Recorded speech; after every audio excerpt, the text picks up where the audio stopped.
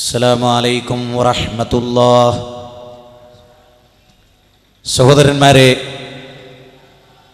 നമ്മൾ ഇതുവരെ സംസാരിച്ചു കൊണ്ടിരുന്നത് പ്രവാചക തിരുമേനി സല്ലല്ലാഹു അലൈഹി വസല്ലമ മാനവ സമൂഹത്തോട് വിശ്വാസി സമൂഹം സ്വീകരിക്കേണ്ടതിൻ്റെ സ്വഭാവങ്ങളും മര്യാദകളും ധർമ്മവുമാണ് നമ്മളിതുവരെ സംസാരിച്ചത്. സഹോദരങ്ങളെ, ഹൃദയഹാരിയായ ചില വിഷയങ്ങൾ മനുഷ്യ സമുദായം ഒന്നടങ്കം ചിന്തിക്കുവാനും ആലോചിക്കുവാനും വേണ്ടി ഞാൻ നിങ്ങളുടെ മുമ്പാകെ പറയാൻ ആഗ്രഹിക്കുകയാണ്.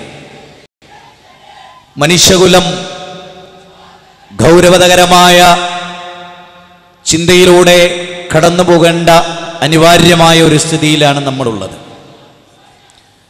ധാരാളം മതസമൂഹം ആശയങ്ങളും ആദർശങ്ങളും തമ്മിൽ സംഘട്ടനം കൊമ്പുകോർക്കുന്ന ഒരു കാലഘട്ടമാണിത്. അതുകൊണ്ട് തന്നെ മനുഷ്യ സമൂഹത്തെ തിരിച്ചു പിടിക്കാൻ, ആ മനുഷ്യ സമൂഹത്തോട് ഒന്നായി ചേരേണ്ടതിൻ്റെ അനിവാര്യതയെക്കുറിച്ച് സൂചിപ്പിക്കാനാണ് ഞാൻ എൻ്റെ സമയം ഉപയോഗിക്കുന്നത്. സഹോദരങ്ങളെ, ഇവിടെ ഒരു വലിയ പ്രശ്നം എന്താണ് എന്ന് ചോദിച്ചാൽ, നിങ്ങൾ വളരെയേറെ ശ്രദ്ധിച്ച് കേൾക്കുമ്പോഴാണ് കാര്യങ്ങൾ നിങ്ങൾക്ക് യഥോചിതം മനസ്സിലാക്കാൻ കഴിയുക. പരമാവധി റോഡ് വിട്ട് എല്ലാവരും ഇരിക്കുക. അതുപോലെ കടകളുടെ സമീപത്തൊക്കെ നിർത്തിയിരിക്കുന്ന ബൈക്ക് അതുപോലെ 4 വീലറൊക്കെ കച്ചവടക്കാർക്ക് തടസ്സമാകാതിരിക്കാനും വളരെ ആത്മാർത്ഥമായി പറഞ്ഞ് നമ്മൾ ശ്രദ്ധിക്കേണ്ടതുണ്ട്. വാഹനമരമ്പി പോകുന്ന ഒരു ഹൈവേയുടെ ഓരത്താണ് നമ്മൾ ഈ പ്രോഗ്രാം സംഘടിപ്പിച്ചിരിക്കുന്നത്. ആളുകളെ കേൾപ്പിക്കണം എന്നതുകൊണ്ടാണ് പരമാവധി എല്ലാ നിലക്കും ആളുകൾക്ക് ഉപദ്രവമില്ലാത്ത വിധം കസേരയിട്ട് റോഡരികിൽ നമ്മൾ സംവിധാനിച്ചിരിക്കുന്നു. സഹോദരങ്ങളെ, ലോകത്ത് മനുഷ്യർ പലപ്പോഴും പല തിന്മകളും ചെയ്തുകൊണ്ടിരിക്കുന്ന ഒരു കാലഘട്ടത്തിലാണല്ലോ നമ്മൾ ജീവിക്കുന്നത്. ഇവിടെ എന്തുകൊണ്ടാണ് ഇസ്ലാമിന്, അതായത് ഇസ്ലാം വിശുദ്ധ ഖുർആനും തിരുസുന്നത്തും മനുഷ്യരോട് സംസാരിക്കുന്ന ചില പ്രത്യേകമായ കാര്യങ്ങൾ, അതിലൊന്നാമതായി ലോകത്തെ മുഴുവനുമാണ് ഇസ്ലാം പ്രതിദാനം ചെയ്യുന്നത്.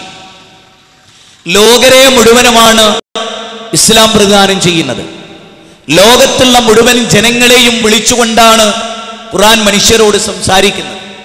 മുസ്ലിമീങ്ങളായ നമുക്ക് ശത്രുക്കളെ ഉണ്ടാക്കാനല്ല, നമ്മുടെ ഡ്യൂട്ടി തന്നെ മിത്രങ്ങളെ ഉണ്ടാക്കാനാണ്.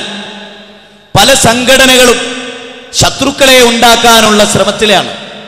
എങ്ങനെ കൂടുതൽ ആളുകളെ ശത്രുക്കളായി തീരും എന്നതാണ് പല ആളുകളുടെയും ചിന്ത. എത്ര ആളുകൾ മൈത്രി ബന്ധത്തിലേക്കെത്തും, എത്ര ആളുകൾ സമാധാന ചിത്തരായി തീരും. വീടാന്തരം കയറിയിറങ്ങേണ്ട ഒരു കാലഘട്ടത്തിലാണ് നമ്മൾ ജീവിക്കുന്നത്. ഇസ്ലാമിക സമൂഹത്തെ പറ്റി ആളുകൾക്ക് വ്യാപകമായ തെറ്റിദ്ധാരണ. ഇസ്ലാം എന്താണ് എന്നതിനെ കുറിച്ച് ഇപ്പൊ മാതൃഭൂമിയിൽ ഒരു ലേഖനം എഴുതി.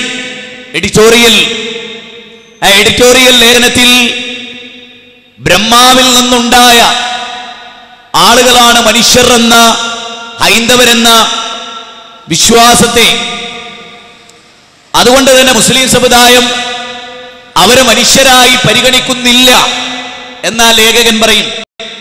മാതൃഭൂമി ഇടയ്ക്കൊക്കെ ഫാസിസ്റ്റുകളുടെ എഴുത്തുകൂടിയായി തീരുന്നു എന്നത് പറയേണ്ടി വന്നതിൽ എനിക്ക് ദുഃഖമുണ്ട്. ഇസ്ലാമിനെ സംബന്ധിച്ചിടത്തോളം ഇസ്ലാമിന് മാത്രമേ എല്ലാവരെയും മനുഷ്യരായി കാണാൻ കഴിഞ്ഞിട്ടുള്ളൂ. അതാണ് ഏറ്റവും വലിയ രസം. ചണ്ടാലനായി, പന്നിയുടെയും നായയുടെയും യോനിയിൽ ജനിച്ചവരായി മനുഷ്യരെ ചിത്രീകരിച്ചവരാണ് ഇവിടെ പല ദർശനങ്ങളും. പക്ഷെ ഇസ്ലാമാണ് പറഞ്ഞത് കാനന്നാസു ഉമ്മത്തൻ വാഹിദ, കാനന്നാസു ഉമ്മത്തൻ വാഹിദ, മനുഷ്യ സമുദായം ഒരു ഏക സമുദായമാണ്. ഇത് ഞാൻ പറയുമ്പോൾ നിങ്ങൾ ശരിക്കും മനസ്സിലാക്കുക, ഖുർആൻ അങ്ങനെയാ പഠിപ്പിക്കുന്നത്. വിശുദ്ധ ഖുർആനിന്റെ അനുയായികളായ മുസ്ലിമീങ്ങൾക്ക് മറ്റുള്ള ആളുകളെ തന്റെ സഹോദരനായി കാണാൻ കഴിയണം. അതാണ് ഖുർആൻ നമ്മളോട് ആവശ്യപ്പെടുന്നത്. കാനന്നാസു ഉമ്മത്തൻ വാഹിദ, മനുഷ്യ സമുദായം ഒരേക സമുദായമായി ആയിരുന്നു, ഒരേക സമുദായമായിരുന്നു. പിന്നീട് അവർക്കിടയിൽ ഭിന്നത ഉണ്ടായി. പ്രവാചകന്മാരുടെ നിയോഗം പോലും എന്തിനു വേണ്ടിയാ? ആ ഭിന്നത ഇല്ലാതാക്കാനാണ്. മനുഷ്യർക്കിടയിൽ ഭിന്നത ഇല്ലാതാക്കാൻ, മനുഷ്യർക്കിടയിൽ കലാപമില്ലാതാക്കാൻ, മനുഷ്യർക്കിടയിൽ സംഘട്ടനമില്ലാതാക്കാൻ, മനുഷ്യരെ ഒന്നിപ്പിക്കുവാൻ, നിങ്ങളൊരു അച്ഛന്റെ അമ്മയുടെ മക്കളാണെന്ന് പറയുവാൻ, നിങ്ങളുടെ തറവാടാണ് ഈ ഭൂമി എന്ന് പറയുവാൻ, അതിനുവേണ്ടിയാണ് യഥാർത്ഥത്തിൽ പ്രവാചകന്മാർ വന്നിട്ടുള്ളത്. ഇന്ന് ഖുർആൻ 2-ാം അധ്യായം സൂറത്ത് ബഖറ 213-ാമത്തെ വചനത്തിൽ പറയാം, യാ അയ്യുഹന്നാസ് ഇന്നാ ഖലഖനാകും മിൻ ദക്കരിൻ വ ഉൻസാ വജഅൽനാകും ശൂബൻ വഖബായില ലിതആറഫു ഇന്ന അക്രമകും ഇൻദല്ലാഹ്. അല്ലാഹു സുബ്ഹാനഹു വ തആല പറയാ, ഒരാണിൽ നിന്നും ഒരു പെണ്ണിൽ നിന്നുമാണ് മനുഷ്യകുലമൊക്കെ. വിശുദ്ധ ഖുർആൻ പറയുന്നത് ആദം ഹവ്വ ദമ്പതികളിൽ നിന്നാണ് ലോകത്തെ മുഴുവൻ പുരുഷന്മാരും ലോകത്തെ മുഴുവൻ സ്ത്രീകളും സൃഷ്ടിക്കപ്പെട്ടിരിക്കുന്നത് എന്നാണ് ഖുർആനിന്റെ കാഴ്ചപ്പാട്. ഖുർആനിലെ 49-ാം അധ്യായം 13-ാമത്തെ വചനമാണ്. ഖുർആനിലെ 49-ാം അധ്യായം 13-ാമത്തെ വചനം അതാണ്. മനുഷ്യരൊക്കെ ഒരു അച്ഛന്റെയും അമ്മയുടെയും മക്കളാണ്. അപ്പോ അടിസ്ഥാനപരമായി നമുക്ക് ആലോചിച്ചുകൂടെ, ഈ നാട്ടിൽ ജീവിക്കുന്ന എല്ലാവരും നമ്മുടെ സഹോദരങ്ങളാണ്. ആദർശപരമായി 2 തട്ടിലായി. ഇസ്ലാമിനെ സംബന്ധിച്ചിടത്തോളം ആദർശം വ്യത്യസ്തമാകുന്നവരോടുള്ള ഒരു സമീപനമുണ്ട് ഇസ്ലാമില്. ഇപ്പൊ ഇസ്ലാമിനെ സംബന്ധിച്ചിടത്തോളം അയാളെ നിർബന്ധിക്കാൻ പാടുണ്ടോ? ഒരു അമുസ്ലിമായ മനുഷ്യൻ, വിഗ്രഹാരാധന നടത്തുന്ന ഒരു മനുഷ്യൻ, കല്ലിനെ ആരാധിക്കുന്ന ഒരു മനുഷ്യൻ, അല്ലെങ്കിൽ മരത്തെ ആരാധിക്കുന്ന ഒരു മനുഷ്യൻ, ഇസ്ലാമിന്റെ കൺസെപ്റ്റ് അനുസരിച്ച് ആ ചെയ്യുന്നത് തെറ്റാ. പക്ഷേ അത് ചെയ്യുന്നവനെ നിർബന്ധിച്ച്, അവനെ അതിൽ നിന്ന് ആയുധം കൊണ്ട് പിന്തിരിപ്പിച്ച്, ബലം പ്രയോഗിച്ച് പിന്തിരിപ്പിക്കാനുള്ള അവകാശം ഇസ്ലാം മനുഷ്യന് നൽകിയിട്ടുണ്ടോ? ഇല്ല, ഇല്ല. ഇപ്പൊ ഇന്ത്യയെ പോലെയുള്ള ഒരു രാജ്യം, ഇന്ത്യയുടെ പ്രത്യേകത എന്താ? ഇന്ത്യ ഒരു ഭരണകൂടമുള്ള രാജ്യമാണ്. ലോകത്തിലെ ഒരു റിപ്പബ്ലിക്കൻ രാജ്യമാണ്. ഏറ്റവും നല്ല ജനാധിപത്യ രാജ്യങ്ങളിൽ ഒന്നാണ് ഇന്ത്യ. അതുകൊണ്ട് തന്നെ ഈ രാജ്യത്തിന്റെ നിയമപാലകർ, ഈ രാജ്യത്തിന്റെ ജുഡീഷ്യറി, അവർ ചെയ്യുന്ന കാര്യങ്ങൾ നമ്മൾ ഏറ്റെടുക്കാൻ പാടുണ്ടോ?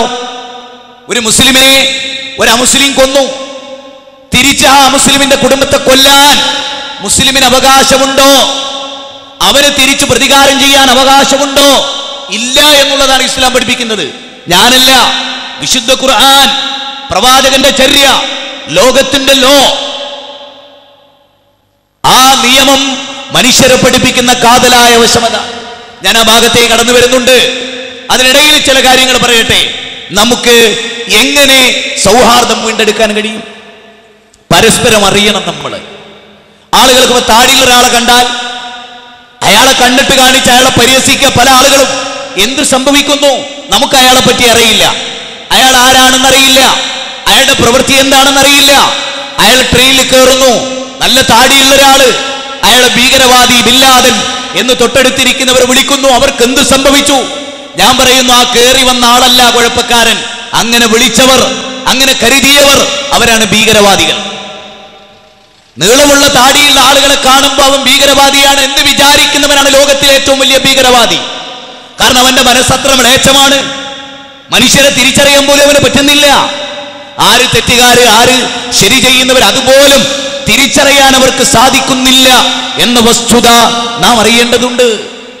നമുക്കൊരാളെയും അറിയില്ല, നമുക്കൊരാളെ പറ്റിയും ഒന്നും അറിയില്ല. എന്നിട്ട് പോലും നമ്മൾ അവരെ സംബന്ധിച്ച് തെറ്റായ ധാരണകളിലാണ്. നമ്മുടെ സമുദായം തെറ്റായ ധാരണകളിലാണ്. നമുക്കറിയാത്തവരെ പറ്റി നമുക്ക് തെറ്റായ ധാരണ.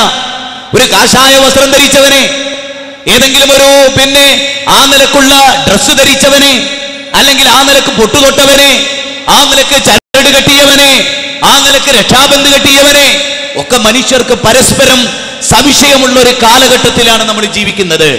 അവിടെ മനുഷ്യനെ ഉൾക്കൊള്ളുവാൻ ഇവൻ എന്റെ സഹോദരനാണ്, ഈ നാട്ടിലെ വായു ശ്വസിച്ച്, ഈ നാട്ടിലെ വെള്ളം കുടിച്ച്, ഈ നാടിന്റെ സ്വാതന്ത്ര്യം ആസ്വദിക്കുന്നവരാണ് അവരെന്ന കൃത്യമായ ഒരു ബോധ്യം അത് നമ്മുടെ സമുദായത്തിന് ഉണ്ടാകണം. അത് നമ്മുടെ സമുദായം ഉൾക്കൊള്ളാത്ത കാലത്തോളം അവർക്ക് വലിയ പ്രശ്നങ്ങളാണ്. പരസ്പരം ഉൾക്കൊള്ളാത്ത പ്രശ്നങ്ങളുണ്ട് ഇവിടെ. പാർട്ടിയുടെ പേരിൽ ഓരോരുത്തരെ എല്ലാവരും ചിന്തിക്കുന്ന പോലെ ചിന്തിക്കണമെന്നില്ല. ഞാൻ പലപ്പോഴും ചിന്തിക്കാറുണ്ട്, ഞാൻ പറയുന്ന പോലെ ഇന്ത്യക്കാർ കേട്ടാൽ ലോകത്തിലെ സ്വർഗമാകും ഇന്ത്യ. പക്ഷെ ഞാൻ പറയുന്ന എത്ര പേര് കേൾക്കൂ? മുസ്ലിങ്ങൾ തന്നെ നല്ലതാണെങ്കിൽ പോലും കേൾക്കാൻ തയ്യാറില്ല, ശരി പറയുന്നത് പോലും കേൾക്കാൻ തയ്യാറില്ല. രോഗത്തിനനുസരിച്ച് മരുന്ന് ഡോക്ടർ എഴുതിയിട്ട് അത് കുടിക്കാൻ തയ്യാറില്ല ഈ തലമുറ. അതുകൊണ്ട് തന്നെ രോഗം മാറുന്നില്ല. ഡോക്ടർ പറയുന്നത് കേൾക്കാൻ തയ്യാറില്ല, നല്ലത് കേൾക്കാൻ തയ്യാറില്ല, നല്ലതനുസരിക്കുവാൻ തയ്യാറില്ല, നല്ലതിനെ കുറിച്ച് ചിന്തിക്കുവാൻ തയ്യാറില്ല, നല്ല ഗുണങ്ങൾ ഉൾക്കൊള്ളുവാൻ തയ്യാറില്ല, നല്ലവരെ അനുകരിക്കുവാൻ തയ്യാറില്ല, നന്മ നിറഞ്ഞവർ ലോകത്തിന് വേണ്ടി പ്രയത്നിക്കുവാൻ തയ്യാറില്ല, വിജ്ഞാനം നല്ലതിനു വേണ്ടി ഉപയോഗിക്കാൻ തയ്യാറില്ല. അങ്ങനെ എല്ലാ ചിന്തകളുടെയും വ്യാപനം നടന്നുകൊണ്ടിരിക്കുന്ന ഒരു കാലഘട്ടത്തിൽ നമുക്ക് മനുഷ്യരായിട്ട് ജീവിച്ചുകൂടെ? മനുഷ്യരായിട്ട് ജീവിച്ചുകൂടെ? ഒരു ഹിന്ദുവിനെ സംബന്ധിച്ചിടത്തോളം ഇസ്ലാമിന്റെ ചില ആചാരങ്ങളോട് അവന് വിയോജിപ്പുണ്ടാവും, ഒരു മുസ്ലിമിനുണ്ടാവും. നമ്മൾ വ്യത്യസ്ത ചിന്തയായതുകൊണ്ടല്ലേ അല്ലേ? നിങ്ങൾ ആലോചിച്ചോ, നമ്മൾ പലപ്പോഴും ചിന്തിക്കാത്ത ഒരുപാട് വശങ്ങളുണ്ട്. ഒരുപാട് കാര്യം. ഒരാൾ മൂത്രമൊഴിക്കുന്നു, അയാളോട് അയാൾ പറയാണ്, ഡാ മൂത്രം അശുദ്ധമാണ്, ശരീരത്തിന് കേടാണ്, അത് വേസ്റ്റാണ്, യൂറിൻ ഉപദ്രവകരമാണ്. അതുകൊണ്ടാണല്ലോ ഒരു സ്ഥലത്ത് നമ്മൾ ഇവിടെ മൂത്രമൊഴിക്കരുത്, എന്താ ശല്യമാണ്, ബുദ്ധിമുട്ടാണ്. നേരെ മറിച്ച് ഇവിടെ വെള്ളം ഒഴിക്കരുത് എന്നാരെങ്കിലും പറയുമോ? ഇല്ല. പക്ഷെ ആ മൂത്രമൊഴിക്കുന്ന എല്ലാ ആളുകളും കഴുകി വൃത്തിയാക്കാറുണ്ടോ? ഇല്ല. ആളുകളൊക്കെ ഒരു തിന്മയായി കാണാറുണ്ടോ? ഇല്ല. ആളുകൾ ഒരു വൃത്തിക്ക് വിരുദ്ധമായ പ്രവൃത്തിയായി കാണാറുണ്ടോ? എന്നാ ഇസ്ലാം അത് രണ്ടും കാണുന്നു, വൃത്തികേടാണ് എന്ന് കാണുന്നു. അതുകൊണ്ട് തന്നെ ആ വൃത്തികേട് വെള്ളം ഉപയോഗിച്ച് കഴുകിക്കളയണം, അതാണ് നല്ലത് എന്ന് ഇസ്ലാം കാണുന്നു.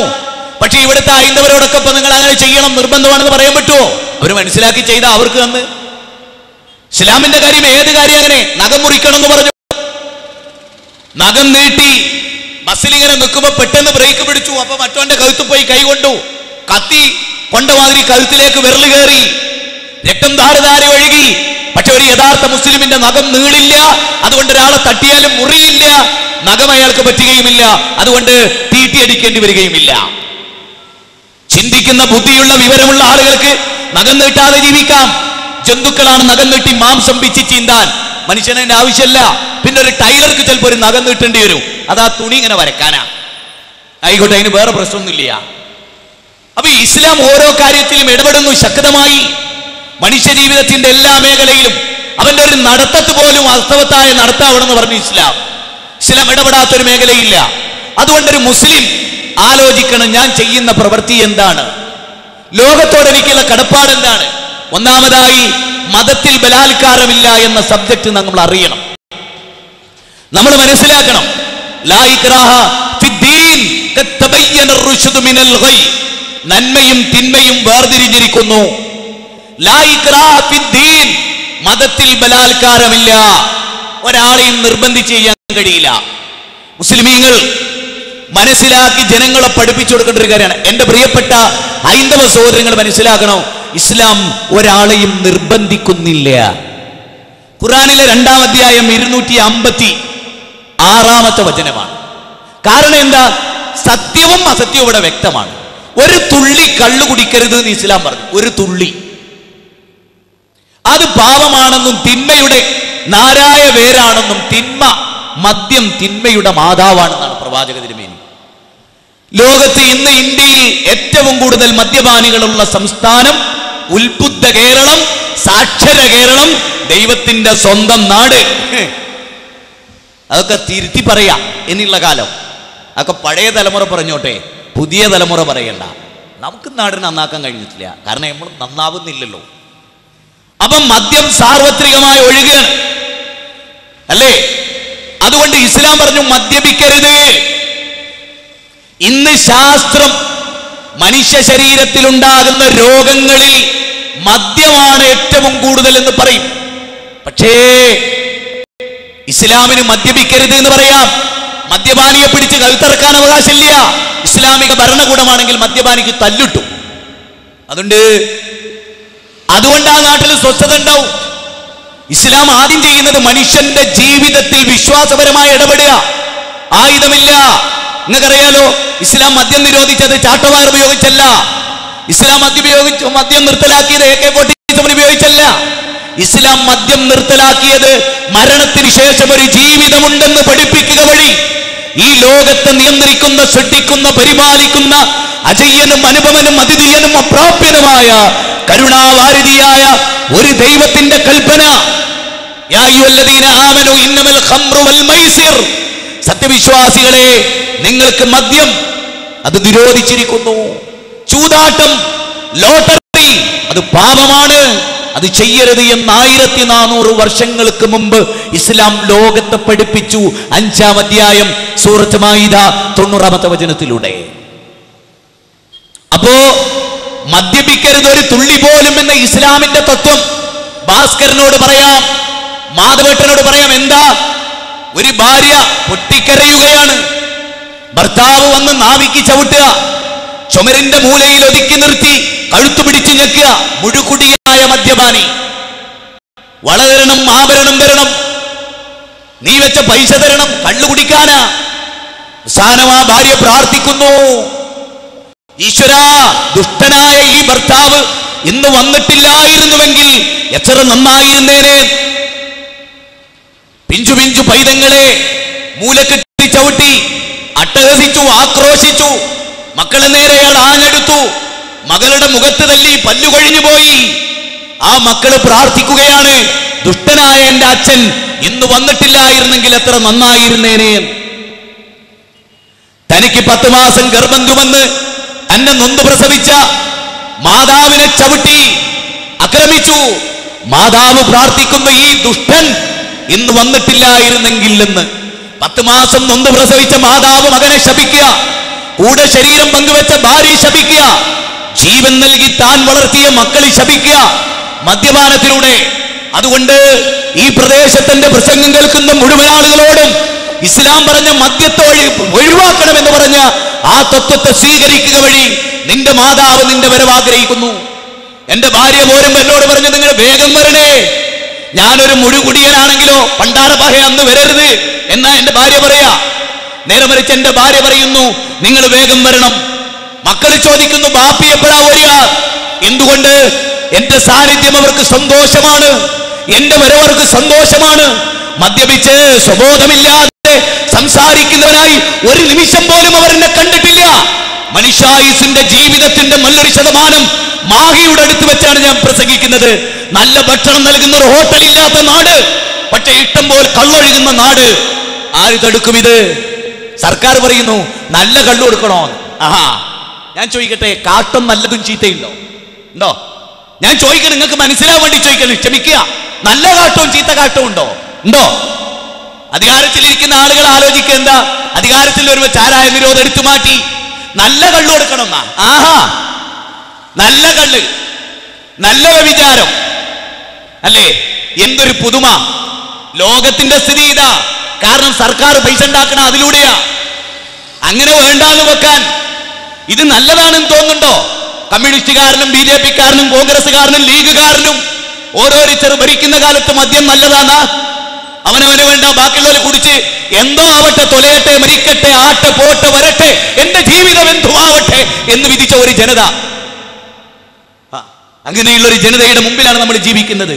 വിഷവാണിയേൽക്കാത്ത, വിഷവാദമേൽക്കാത്ത നാടവിട മക്കളെ എന്ന് കവി ചോദിച്ച അവിടെയാ. എവിടെയാ വിഷലിപ്തമല്ലാത്തത്?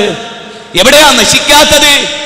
ആയുധങ്ങൾ ഒഴുകുന്ന നാട്, അതിർവരമ്പുകൾ കടന്ന്, ബോർഡറുകൾ കടന്ന് ആയുധമൊഴുകുന്ന നാട്, എല്ലാം പാകിസ്ഥാന്റെ തലയിൽ വെച്ച് കെട്ടുന്ന നാട്. അങ്ങ് പാർലമെന്റിൽ കോഴപ്പണം ഒഴുകിയപ്പോ, ആണവ കരാറിന് വേണ്ടി അമേരിക്കന്റെ മുമ്പിൽ പഞ്ചപുച്ഛമടക്കി നിന്നപ്പോ, അമേരിക്കന്റെ ദുഷിച്ച് നാറിയ സിദ്ധാന്തങ്ങൾക്ക് മുമ്പിൽ ഇന്ത്യയാകുന്ന രാജ്യത്തിന്റെ മൗലികമായ അവകാശങ്ങളെയും മേന്മയെയും അങ്ങ് ചവിട്ടി താഴ്ത്തിയപ്പോ നേടിയത് എന്തായിരുന്നു? ഹൈദരാബാദിൽ അമേരിക്കൻ ചാരൻ ആസൂത്രണം ചെയ്ത ബോംബ് സ്ഫോടനം പാവപ്പെട്ട മുസൽമാന്റെ നെഞ്ഞത്ത് കയറി കുതിര കഴിക്കാനുള്ള ആയുധപ്പുരയാക്കി മാറ്റിയവർ. കണ്ണൂരിന്റെ റെയിൽവേ സ്റ്റേഷനിൽ ഒരു ക്ലാസും കഴിഞ്ഞ് നിൽക്കുന്ന എന്റെ പിന്നാലെ 1.5 മണിക്കൂർ പോലീസുകാര്. സ്വസ്ഥത തരാത്തവർ. എന്തിനെ? എന്തിന്റെ പേരിൽ? താടി നീണ്ടോൻ. താടി കൊണ്ടാണോ ബോംബ് ഉണ്ടാക്കുന്നത് പോലീസുകാരെ? താടി കൊണ്ടാണോ എന്റെ പ്രിയപ്പെട്ട മനുഷ്യരെ ബോംബ് ഉണ്ടാക്കുന്നത്? എങ്കിൽ ഏറ്റവും വലിയ ബോംബ് ഉണ്ടാക്കിയ ആൾ ആരാന്നറിയോ? രവീന്ദ്രനാഥ ടാഗോർ. ഇത്ര താടി ഉണ്ടായിരുന്നു. ബാഗ്ബടാനന്ദ സ്വാമികൾ, ഗുരു നിത്യചൈതന്യയതി, നമ്മുടെ അയ്യപ്പ പണിക്കർ, നമ്മുടെ ദേവൻ സാറ്, അവരൊക്കെ താടിയുള്ളവരായിരുന്നു. പക്ഷെ ലോകം വിലയിരുത്തി എങ്ങനെ? ഒരമ്മയും ഒരു മകളും മാഹി റെയിൽവേ സ്റ്റേഷന്റെ പുറത്ത് നിൽക്കുക. എന്നെ കണ്ടപ്പോ എന്റെ മുഖത്ത് നോക്കി, കണ്ണു നോക്കി അവർ പറഞ്ഞു, എടി കണ്ടോ, അതാ ബില്ലാദനെ പോലൊരാള്. ആ അമ്മയോട് എനിക്ക് ദേഷ്യമില്ല, ആ അമ്മയോട് എനിക്ക് വിരോധമില്ല. അറിവില്ലായ്മ മീഡിയകളിലൂടെ വ്യാപിക്കുന്ന ഒരു കാലഘട്ടം. മനുഷ്യൻ അറിവ് നൽകാൻ വേണ്ടി ഉണ്ടാക്കപ്പെട്ട മീഡിയകൾ ഏറ്റവും വലിയ വിവരക്കേട് വിളമ്പുന്ന ദുഷിച്ച കാലഘട്ടത്തിലാണ് പ്രിയപ്പെട്ടവരെ, യുവാക്കളെ, യൗവനം പൊലിഞ്ഞു പോയവരെ നമ്മൾ ജീവിക്കുന്നത്. ഓർത്തിട്ടുണ്ടോ? ഈ രാജ്യത്തെ സേവിക്കാൻ പോകുന്ന യുവാക്കൾ എവിടെ? സ്വാമി വിവേകാനന്ദൻ ഇന്ത്യ മുഴുവൻ നടന്നു. യുവാക്കൾക്കോട് അദ്ദേഹം അഭിസംബോധന ചെയ്തു, പ്രസംഗിച്ചു, ഈ നാട് നന്നാകാൻ വേണ്ടി. കുട്ടികളോട്, ഞാൻ ഇന്ന് ബാലുശ്ശേരി ടൗണിൽ ഒരു കടയിലിരിക്കുക. 8ാം ക്ലാസ്സിലെയും 9ാം ക്ലാസ്സിലെയും 10ാം ക്ലാസ്സിലെയും കുട്ടികൾ സ്കൂള് സമരത്തിലായി മുദ്രാവാക്യം മുഴക്കി.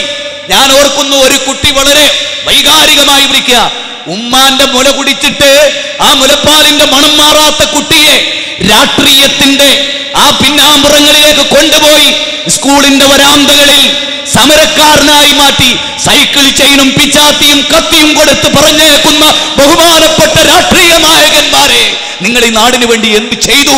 ഒരു പിടി കബന്ധങ്ങളല്ലാതെ, മനുഷ്യന്റെ കബന്ധങ്ങളും നീർച്ചാലുകളൊട്ടൊഴുക്കുന്ന രക്തങ്ങളുമല്ലാതെ കീറത്തുളിക്ക് വേണ്ടി നിങ്ങൾ ഈ രാജ്യത്തിന് എന്ത് ചെയ്തു എന്ന് നിങ്ങൾ ആലോചിച്ചു നോക്ക്. സ്വകരങ്ങൾ കൊണ്ട് ട്രെയിനിന്റെ കമ്പാർട്ട്മെന്റുകളും കക്കൂസുകളിൽ നിന്നാക്കിയ മഹാത്മാഗാന്ധിയുടെ നാടായത്. അദ്ദേഹം ജനിച്ച ഗുജറാത്തിന്റെ മണ്ണ് കലാപഭൂമിയായി പ്രവീൺ ഭായ് തൊഗാഡിയമാരും അശോക സിംഘാളുമാരും അതുപോലെ തന്നെ നരേന്ദ്രമോദിമാരും ജീവിക്കുന്ന നാടായി ഇത് മാറി. മുസ്ലിം സമൂഹത്തോട് വളരെ ഗൗരവമായി ഞാൻ പറയട്ടെ, നമ്മുടെ ജീവിതം കുന്തും ഖൈറ ഉമ്മ ഉഖ്രിജത് ലിന്നാസ് തഅ്മുറൂന ബിൽ മഅറൂഫ് വതൻഹൗന അനിൽ മുൻകർ വതുഅ്മിനൂന ബില്ലാഹ് വൽതകും മിൻകും ഉമ്മ യദഊന ഇലൽ ഖൈർ യഅ്മുറൂന ബിൽ മഅറൂഫ് വയൻഹൗന അനിൽ മുൻകർ. വിശുദ്ധ ഖുർആൻ, വകദാലിക ജഅൽനാകും ഉമ്മത്തൻ വസത ലിതകൂനു ശുഹദാ അലന്നാസ് മില്ലത അബീകും ഇബ്രാഹിം ഹുവ സമാകുൽ മുസ്ലിമീൻ. നിങ്ങളെ കുറിച്ച്, മുസ്ലിങ്ങളെ കുറിച്ച്, ഇസ്ലാമിനെ കുറിച്ച് നിങ്ങളൊരു ഉത്തമ സമുദായമാണെന്നാണ് ഖുർആൻ പറയുന്നത്. തെമ്മാടികളുടെ സമുദായമല്ല, താന്തോന്നികളുടെ സമുദായമല്ല. സ്ത്രീധനം വാങ്ങി പാവം പിടിച്ച പെൺകുട്ടിയെ തൂങ്ങി മരിക്കാൻ, തൂക്കിലേറ്റാൻ നിന്നെ ഏൽപ്പിച്ചിട്ടില്ല. നീ ഒരു ഉത്തമ സമുദായമാണ്. നിന്നെ പേടിച്ച് ഭാസ്കരൻ നാട് വിട്ടു പോകാൻ പാടില്ല. നിന്നെ പേടിച്ച് മുഹമ്മദ് നാട് വിട്ടു പോകാൻ പാടില്ല. നിന്റെ ആയുധത്തിന് വിധേയമായി ഒരു ഹിന്ദു കുടുംബത്തിലെ നിരപരാധിയും കൊല്ലപ്പെട്ടുകൂടാ. കാരണം വല്ലദീന ലാ യദഊന മഅല്ലാഹി ഇലാഹൻ ആഖറ വലാ യഖ്തുലൂന അൻ-നഫ്സ അല്ലതി ഹറമല്ലാഹു ഇല്ലാ ബിൽ ഹഖ് വലാ യസ്നൂൻ. ഒരു യഥാർത്ഥ വിശ്വാസിക്ക് 9 ഗുണമുണ്ട്. ആ 9 ഗുണങ്ങളിൽ ഒരു ഗുണം, അല്ലാഹു അല്ലാത്ത ഒരാളോടും അയാൾ പ്രാർത്ഥിക്കില്ല എന്നുള്ളതാ. ഇന്നത്തെ എത്ര മുസ്ലിങ്ങൾക്ക് ഈ ഗുണമുണ്ട്? വിശുദ്ധ ഖുർആൻ സൂറത്ത് ഫുർഖാൻ 68-ാമത്തെ വചനം 25-ാമത്തെ അധ്യായം. ആ അധ്യായത്തിൽ പറയുന്നതറിയോ? അല്ലാഹു അല്ലാത്ത ഒരാളോടും പ്രാർത്ഥിക്കാത്തവൻ എന്നാണ് ഒരു മുഅ്മിന്റെ ഒന്നാമത്തെ ഐഡന്റിറ്റി. രണ്ടാമത്തതോ അന്യായമായി മനുഷ്യരെ കൊല്ലാതിരിക്കുക. അന്യായമായി മനുഷ്യരെ, നിരപരാധികളെ കൊല്ലുക. ഒരു ബോംബിട്ടാൽ ആ നാട്ടിൽ ബോംബ് വീഴുന്നത് നിരപരാധിയുടെ മേലാണ്, കുറ്റം ചെയ്തവനല്ല. കുടുംബത്തിന്റെ അത്താണിയായി തീരേണ്ട മകൻ പൊട്ടിത്തെറിച്ച് ചാമ്പലായ ഒരു പിടി ചാരമായി മാറുന്ന ദയനീയത. കാശ്മീരിന്റെ മണ്ണ്, പാകിസ്ഥാന് കാശ്മീരിന്റെ വേണം, ഇന്ത്യക്കാരന് കാശ്മീരിന് വേണം. പക്ഷെ ഇന്ത്യക്കാരനും പാകിസ്ഥാൻകാരനും വേണ്ടാത്ത ഒന്നുണ്ട്, അത് കാശ്മീരികളാണ്, ആ പാവം പിടിച്ച ആളുകളാണ്. അവിടെ മലയാളികൾ കൊല്ലപ്പെട്ടു. ഇന്നത്തെ പത്രത്തിൽ നമ്മൾ വായിച്ചു, താഴ്വരകളിൽ ചോരപ്പുഴ ഒഴുക്കിയത് ആര് എന്ന് നമ്മൾ തലക്കെട്ടെഴുതി. ആര് നന്നാക്കും ഇതിനെ? ഇനിയൊരു സ്വാമി വിവേകാനന്ദൻ വരില്ല. എന്റെ ജീവിതമാണ് എന്റെ സന്ദേശം എന്ന് പറഞ്ഞ അർദ്ധമക്തനായ മഹാത്മാഗാന്ധി ഇനി വരില്ല. അതിർത്തി ഗാന്ധിയായ ആ ഗാനത്തിൽ ഗഫാർ ഖാൻ ഇനി വരില്ല. മൗലാന മുഹമ്മദ് അലി ജൗഹർമാർ ഇനി വരില്ല. ഡു ഓർ ഡൈ എന്ന് പ്രഖ്യാപിച്ച ആചാര്യന്മാരിന് വരാനില്ല. രാജ്യത്തിന്റെ സ്പന്ദനങ്ങൾ അറിഞ്ഞ് മനുഷ്യമോക്ഷം കാംക്ഷിച്ച മതാചാര്യന്മാർ ഇനി ഈ ലോകത്ത് വരാനില്ല. ഇനി നമ്മൾ വേണം ഈ നാടിനെ നന്നാക്കാൻ, നമ്മൾ വേണം ഈ മണ്ണിനെ നന്നാക്കാൻ, നമ്മൾ വേണം ഈ രാജ്യത്തിനെ പ്രൊട്ടക്ട് ചെയ്യാൻ. അധികാരിവർഗവും രാഷ്ട്രീയക്കാരും മതമേലാളന്മാരും ചപ്പുചവറുകളായി ഭീകരവാദത്തിന്റെ, തീവ്രവാദത്തിന്റെ, വ്യഭിചാരത്തിന്റെ, വേശ്യാലയത്തിന്റെ കേന്ദ്രമാക്കി മദ്യപാനികൾ ഒഴുകുന്ന 50,000 കോടി ഡോളറിന്റെ മയക്കുമരുന്നൊഴുകുന്ന മാഫിയ സംഘങ്ങളുടെ കേദാരമായി ഈ നാട് മാറാൻ പാടില്ല എന്ന് യുവാക്കളോട് ഒരു യുവാവെന്ന നിലയിൽ ഞാൻ ആഹ്വാനം ചെയ്യുകയാണ്. അരുത്, ഈ പൊക്കപകടമാണ്.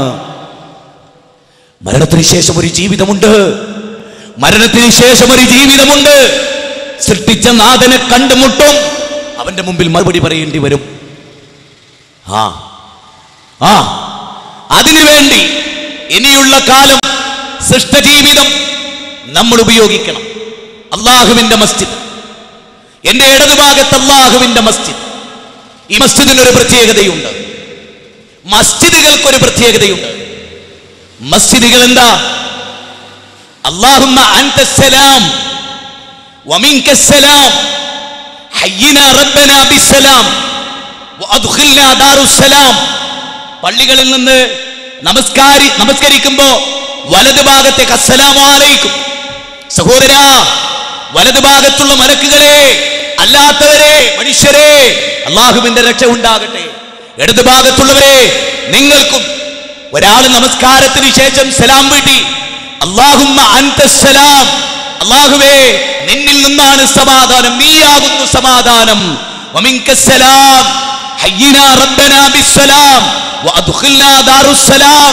സലാമെല്ലാം നിന്നിൽ നിന്നാണ്, രക്ഷ, സമാധാനം എന്ന് പറയുന്ന ഭവനമാണ് മസ്ജിദ്. ആ മസ്ജിദ് കലാപത്തിന്റെ ഭൂമിയായി മാറാൻ പാടില്ല. ആ മസ്ജിദ് പുഴയായി മാറാൻ പാടില്ല. ആ മസ്ജിദിന്റെ മേലെ സ്വകാര്യമായ യോഗങ്ങൾ കൂടി ബദറിന്റെ, ഉഹദിന്റെ, ഖന്തക്കിന്റെ, ഹുനൈനിന്റെ, ഹൈബറിന്റെ, ഖാദിസിയുടെ കഥകൾ മാത്രം പറഞ്ഞ് ആയുധധാരികളായ ഒരു സമൂഹത്തെ സൃഷ്ടിക്കാനുള്ള സ്വകാര്യ യോഗങ്ങളുടെ കേന്ദ്രങ്ങളാകാൻ ആ മസ്ജിദുകൾക്ക് അവകാശമില്ല. എന്തുകൊണ്ടെന്നാൽ അല്ലാഹു സുബ്ഹാനഹു വ തആല ഖുർആനിൽ രണ്ടിടങ്ങളിൽ പറഞ്ഞത്, എന്റെ പ്രിയപ്പെട്ട യുവാക്കളെ, പരലോകം ആഗ്രഹിക്കുന്ന, മരണാനന്തരം ഒരു ജീവിതമുണ്ടെന്ന് വിശ്വസിക്കുന്ന യുവാക്കളെ, നാം അറിയുക, സ്വകാര്യ യോഗത്തെ കുറിച്ച് ഖുർആൻ എന്താ പറഞ്ഞത്? സ്വകാര്യ യോഗം ഒരുപാട് കേഡർ സ്വഭാവമുള്ള രാഷ്ട്രീയ പാർട്ടികളൊക്കെ സ്വീകരിക്കുന്നതാണ് സ്വകാര്യ മീറ്റിംഗ്. ഇപ്പൊ പാവർട്ടി പ്രശ്നമുണ്ടായി, അവിടെ NDAയും RSS സ്വകാര്യ മീറ്റിംഗ് കൂടും. അവിടെ ഇസ്ലാം ശ്രദ്ധിക്കാൻ പറഞ്ഞൊരു കാര്യം, സ്വകാര്യ മീറ്റിംഗ് ഇസ്ലാം അനുവദിച്ചില്ല. 3 കാര്യങ്ങൾക്ക് വേണ്ടിയല്ലാതെ സ്വകാര്യ യോഗം പാടില്ല, തെറ്റാകുന്നു എന്ന് പഠിപ്പിച്ച ലോകത്തിലെ ഏക ദൈവീക ഗ്രന്ഥം അത് ഖുർആനാണ്. മുസ്ലിമീങ്ങളെ, മുഹമ്മദേ, ഇജാസെ, ബഷീറെ, അബ്ദുൽ സമദെ, അബ്ദുൽ ഖാദറെ, ആലോചിക്കണം. നീ ഒരു സ്വകാര്യ മീറ്റിംഗിൽ രാത്രി 12 മണിക്ക് വീട്ടിൽ നിന്ന് ഇറങ്ങി പോകുമ്പോ നിന്നെ ഖുർആൻ നിയന്ത്രിക്കണം. എന്താ അങ്ങനെ പറയാൻ? നിന്റെ ഖുർആൻ നിന്നെ വിലക്കി ആ മീറ്റിംഗിൽ പങ്കെടുക്കരുത്. നീ വിചാരിച്ചു ഖുർആൻ അംഗീകരിച്ച മീറ്റിംഗ് അവിടെ, പ്രവാചകൻ അംഗീകരിച്ച മീറ്റിംഗ് ഇവിടെ, ഇസ്ലാമിന് വേണ്ടിയാണ് ഞാൻ മീറ്റിംഗ് കൂടുന്നത്. പക്ഷെ അല്ലാഹു പറയാ ആ മീറ്റിംഗ് അനുവദനീയമല്ല. ഏതാണ് ആ മീറ്റിംഗ്? കേട്ടോ, ലാ ഖൈറ ഫീ കസീരിൻ മിൻ നജ്വാഹും ഇല്ലാ മൻ അമറ ബിസദഖത്തിൻ ഔ മഅറൂഫിൻ ഔ ഇസ്ലാഹിൻ ബൈനൻ നാസ്.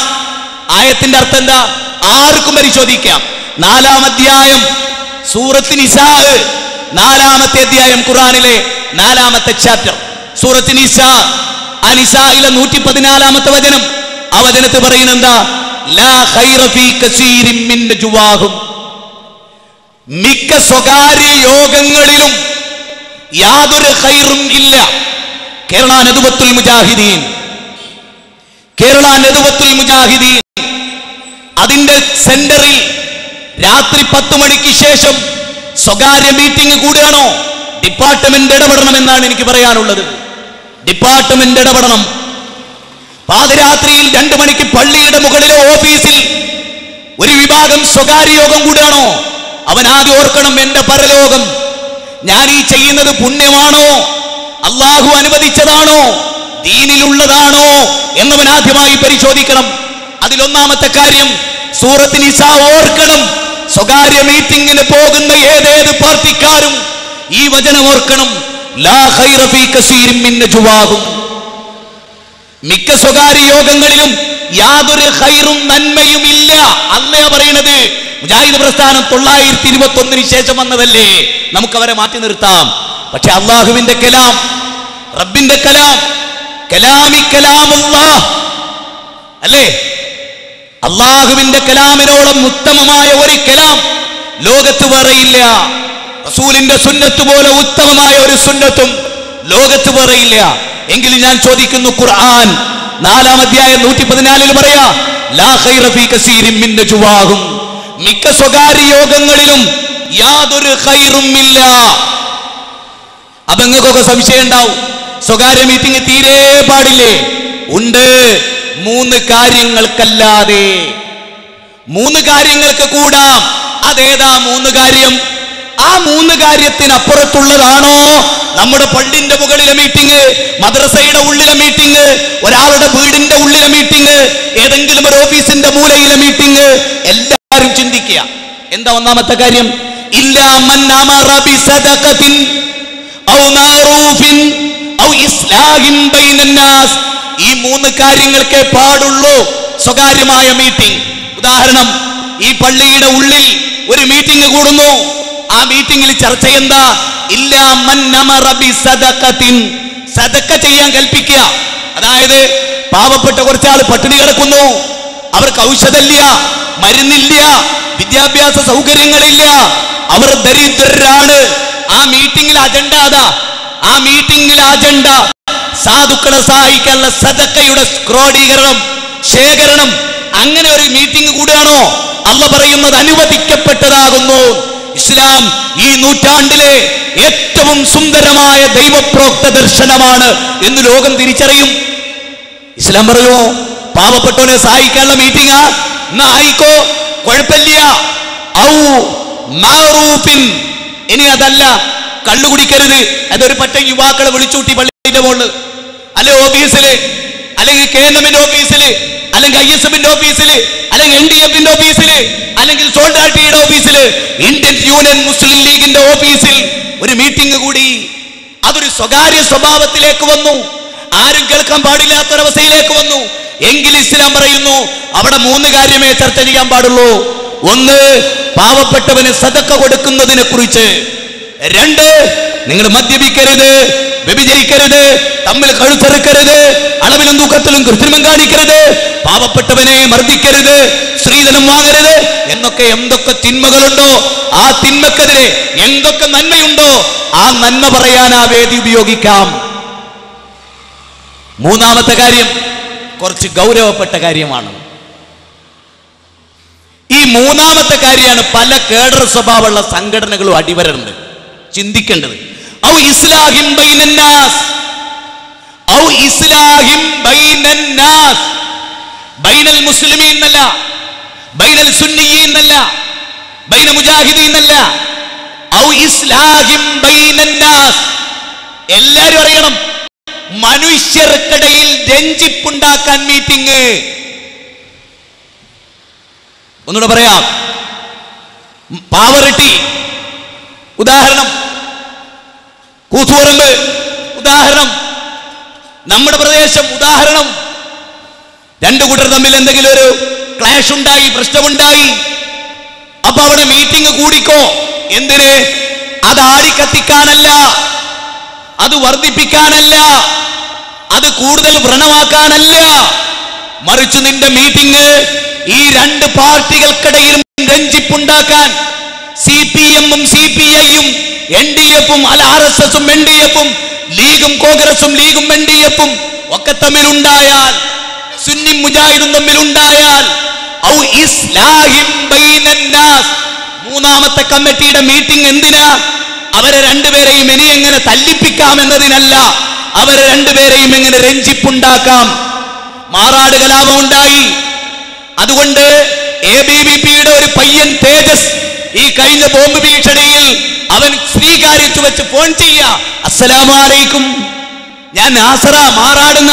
എന്തിനാ മോനെ നീ അത് ചെയ്തത്? ആരാ മോനെ നിന്നോടത് പറഞ്ഞത്? അസ്സലാമു അലൈക്കും എന്ന് പറഞ്ഞാൽ മുസ്ലിമാന്ന് ധരിച്ചോളും.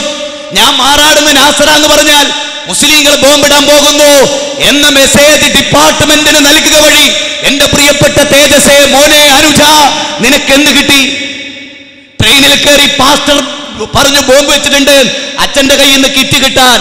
പാസ്റ്റർ മതം പഠിച്ചാള്, വേദം പഠിച്ചാള്, ഒരു സമൂഹത്തെ നയിക്കുന്ന നായകൻ, ഒരു ദുർബലമായ ഒരു ലഗേജ് കിട്ടാൻ വേണ്ടി ട്രെയിൻ നിർത്തിച്ച് ബോംബ് ഭീഷണി പറഞ്ഞവരെ, നിങ്ങൾക്ക് എന്ത് കിട്ടി? സ്വസ്ഥത ഉണ്ടായോ? ഒരു കൊലപാതകം ഒരു നാട്ടിൽ നടന്നാൽ എന്താ ആദ്യം ഉണ്ടാവുക? ഏത് പാർട്ടിയെ ചാരിയാണോ ആരോപണം, ആ പാർട്ടിയിലെ പ്രമുഖരെ നാടുവിടുക. എന്നിട്ടോ ഏതെങ്കിലും ഒരു തീവ്രവാദ സംഘടന ഒരു നാട്ടു പ്രസിഡന്റായിട്ട് അന്തസ്സായിട്ട് ഒട്ടൊരുത്തരും നാടുവിടാതെ ഞങ്ങളാ ഇത് ചെയ്തത്, ഇത് സത്യത്തിന് വേണ്ടി ധർമ്മത്തിന് വേണ്ടിയാണ് എന്ന് പറഞ്ഞ ആൺകുട്ടികളെ പോലെ നാട്ടിൽ നിന്നിട്ടുണ്ടോ?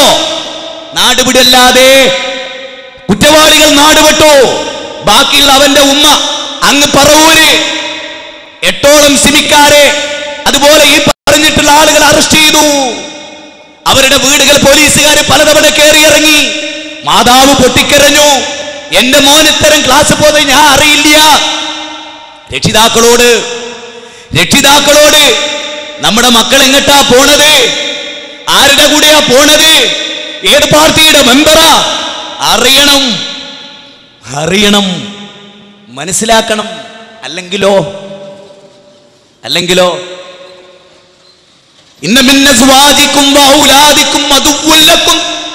മക്കളിൽ നിങ്ങൾക്ക് ശത്രുക്കളുണ്ട്, ഭാര്യമാരിൽ ശത്രുക്കളുണ്ട്, ഇണകളിൽ ഖുർആൻ പറയാ.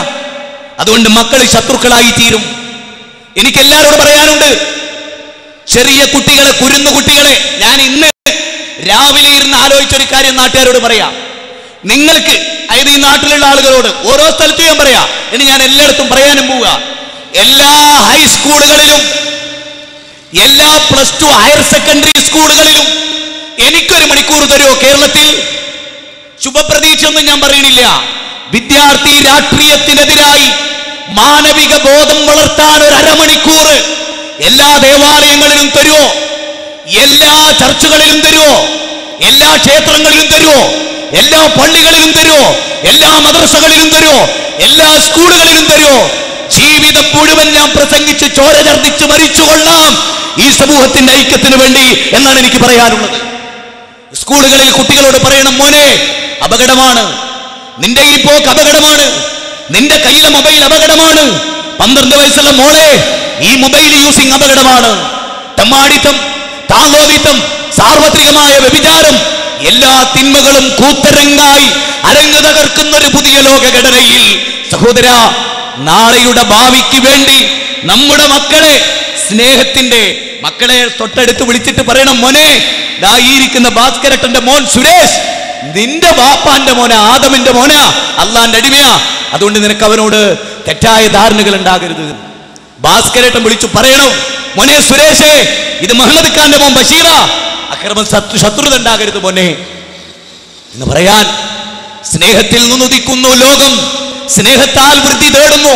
സ്നേഹമാണകലെ സാരമൊഴിയിൽ, സ്നേഹിക്ക ഉണ്ണി നീ നിന്നെ ദ്രോഹിക്കുന്ന ജനത്തെയും.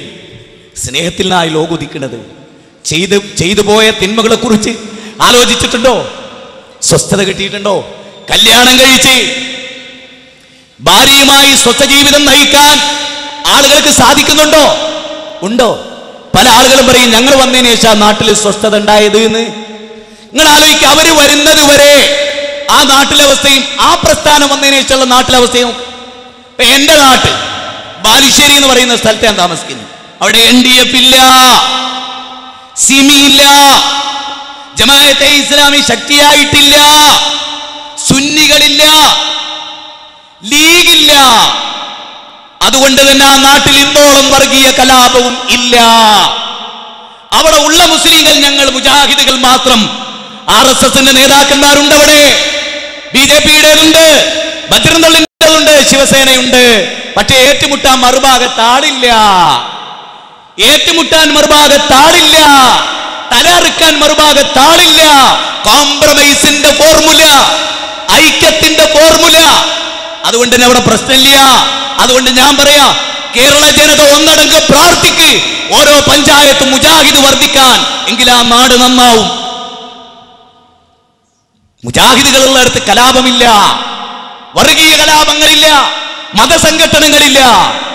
പിന്നെന്താ ഉള്ളത്?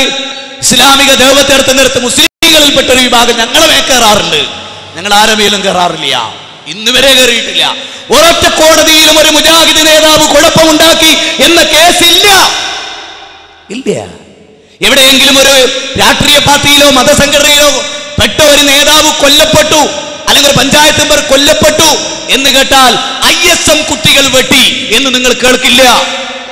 കേരള നദുവത്തുൽ മുജാഹിദിന്റെ ആളുകൾ അവരെ കൈകാര്യം ചെയ്തു എന്ന് നിങ്ങൾക്ക് കേൾക്കില്ല. അതുകൊണ്ട് മുജാഹിദ് ഒരു നാട്ടിലുണ്ടെങ്കിൽ ആ നാട്ടിലെ മുസ്ലിമീങ്ങൾക്ക് മൊത്തം സംരക്ഷണമാണത്. മറിച്ചൊരു നാട്ടിൽ NDF മാത്രമേ ഉള്ളൂ, സിമി മാത്രമേ ഉള്ളൂ, അതുപോലെ ഞാൻ പറയുന്നു അന്ധവിശ്വാസികൾ മാത്രമേ ഉള്ളൂ എങ്കിൽ ആ നാട്ടിൽ പല പ്രശ്നവും ഉണ്ടാവും. അതുകൊണ്ടാണ് ഇവിടങ്ങളിലൊക്കെ ഉണ്ടായത്. അതുകൊണ്ട് നിങ്ങൾ പ്രാർത്ഥിക്കണം മുജാഹിദ് പള്ളികൾ വ്യാപിക്കാൻ, മനുഷ്യർ നന്നാകാൻ. ഞാൻ എന്തിനാ അത് തുറന്ന് ഇത്ര പച്ചയായിട്ട് പറയുന്നത്? കേരളത്തിന്റെ ഒരു ചരിത്രമോട് പറയാൻ. ഞാൻ മുജാഹിദ് ഭൂരിപക്ഷമുള്ള ചില പ്രദേശങ്ങളുണ്ട് കേരളത്തിൽ. എടത്തനാട്ടുകര, ഒതായി, നന്മണ്ട, കോഴിക്കോട് ജില്ലയിലെ നന്മണ്ട, ബാലുശ്ശേരി എല്ലാവരും ഉണ്ട് അവിടെ. പക്ഷെ ഒരു കലാപവും ഇല്ല, കാരണം അവിടെ ഭൂരിപക്ഷം മുജാഹിദുകൾ. ശ്മശാനമൊക്കെ മുജാഹിദുകളുടെ കയ്യിലാണ്. ഒറ്റ മുജാഹിദ് ശ്മശാനത്തിലും സുന്നിന്റെ മയ്യത്ത് വെക്കണ്ടെന്ന് നമ്മൾ പറയാറില്ല. എന്റെ നാട്ടിൽ മരിക്കുന്ന എല്ലാ സുന്നികളെയും മുജാഹിദ് പള്ളിയിലാണ് കൊണ്ടുപോയി മയ്യത്ത് വെക്കുന്നത്. സുന്നിയായി, AP ആയി, EK ആയി എന്നതുകൊണ്ട് ആ മയ്യത്ത് ചീഞ്ഞളിയുന്ന ഒരവസ്ഥ അവിടെ ഇല്ല. നേരെ മറിച്ച് മുജാഹിദിന്റെ മയ്യത്ത് 7 ദിവസം ചീഞ്ഞളിഞ്ഞ് മഴയും വെയിലും കൊണ്ട് ദുർഗന്ധം വമിച്ച് ഈ കേരളത്തിന്റെ മണ്ണിൽ കിടക്കേണ്ടി വന്നിട്ടുണ്ട് മുജാഹിദായി എന്നതിന്റെ പേരിൽ. തിരുവനന്തപുരം ജില്ല നമ്മുടെ നിയമസഭ ലോകത്തിലെ ഏറ്റവും അനുഗ്രഹീതമായ ഫർണിച്ചറോടുകൂടി നിർമ്മിക്കപ്പെട്ട, ആർക്കിടെക്ചർ നിർമ്മിക്കപ്പെട്ട മനോഹരമായ നിയമസഭ കുടികൊള്ളുന്ന അവിടെ പാർലമെന്റിൽ, അവിടെ നിയമസഭയിൽ ഒരുപാട് രാഷ്ട്രീയ നായകന്മാർ മേളിക്കുന്ന തിരുവനന്തപുരത്തെ ഭീമാപ്പള്ളിയിൽ, ആ ഭീമാപ്പള്ളിയെ പ്രദേശത്ത് മുജാഹിദുകൾ കൂരുവിലക്കേർപ്പെടുത്തി. ആരെ? സുന്നികൾ എന്ന് പറയുന്ന ഒരു സമൂഹം. അവരോട് ഞങ്ങൾക്ക് ശത്രുതയില്ല, അവരോട് സ്നേഹത്തോടു കൂടി ഞങ്ങൾ പറയുന്നു, നിങ്ങൾ ചെയ്യുന്ന പ്രവൃത്തി എന്തെന്ന് നിങ്ങൾക്കറിയില്ല, അതുകൊണ്ട് നിങ്ങൾ അറിവില്ലാത്തവരാണ്, അല്ലാഹു നിങ്ങൾക്ക് പുറത്തു തരട്ടെ എന്ന് ഞങ്ങൾ പ്രാർത്ഥിക്കും. ഇവിടെ ഏകദൈവാരാധനയുടെ പവിത്രമായ ഒരു സന്ദേശം പറയേണ്ടതുണ്ട്. ഹിന്ദുവിനും മുസ്ലിമിനും ക്രിസ്ത്യാനിക്കും ജൈനനും ബൗദ്ധനും മതമുള്ളവനും ഇല്ലാത്തവനും എല്ലാം അംഗീകരിക്കാം. ഒരേ സൂര്യൻ, ഒരേ ചന്ദ്രൻ, ഒരേ നിലാവലകൾ, ഒരേ ഭൂമി ലേ. എന്നിട്ട് നമ്മൾ വ്യത്യസ്തരായി തമ്മിൽ കഴുത്തറുത്ത് ലേ. ബാന്ധവാ മാനവാ സർവേ സ്വദേശാഭുവനത്രയം. ലോകമാണ് തറവാട്. വസുദൈവ കുടുംബകം ഇസ്ലാമിലൊരു സവിശേഷത. മനുഷ്യനോട് അഗാധമായ അലിവ്, അത് ഇസ്ലാമിന്റെ മുഖമുദ്രയാണ്. ഇസ്ലാമിന് സ്നേഹം. ഞാൻ വിചാരിക്കുന്നു മഹാനായ പ്രവാചകന്റെ മരുമകൻ അലി ഇബ്നു അബീ ത്വാലിബ്, നബിയുടെ പൊന്നോമന പുത്രി ഫാത്തിമയുടെ ഭർത്താവ്. മുസ്ലിങ്ങളെ, ആലോചിക്കാനാണ് ഞാൻ പറയുന്നത്. നിങ്ങളോടുള്ള സ്നേഹം വേദനാജനകമായ ഒരു ദിവസത്തിലെ ശിക്ഷയിൽ നിന്ന് രക്ഷപ്പെടുന്നതിന് വേണ്ടിയാണിത് പറയുന്നത്. വേദനാജനകമായ ഒരു ദിവസത്തിലെ ശിക്ഷ. ഇന്നഹും യറൗനഹു ബഗീദാ വനറാഹു ഖരീബാ. അതിനെ നിങ്ങൾ വിദൂരത്തായി കാണുന്നു. വനറാഹു ഖരീബാ. ആ ലോകത്തിന്റെ അവസാനം ഇതാ തൊട്ടടുത്ത് നിൽക്കുകയാണ്. കല്ലാ ഇന്നഹാ ലല്ലാ നസാഅത്തൻ ലിശവാ. 70-ാം അധ്യായം സൂറത്ത് മആരിജ് 5 മുതൽ 17 വരെയുള്ള സൂക്തം പരിശോധിക്കുക. നരകം വേദനാജനകമാണ്. അതുകൊണ്ട് പറയട്ടെ, നബിയുടെ പൊന്നോമന പുത്രി ഫാത്തിമ പട്ടിണി കിടക്കുകയാണ്.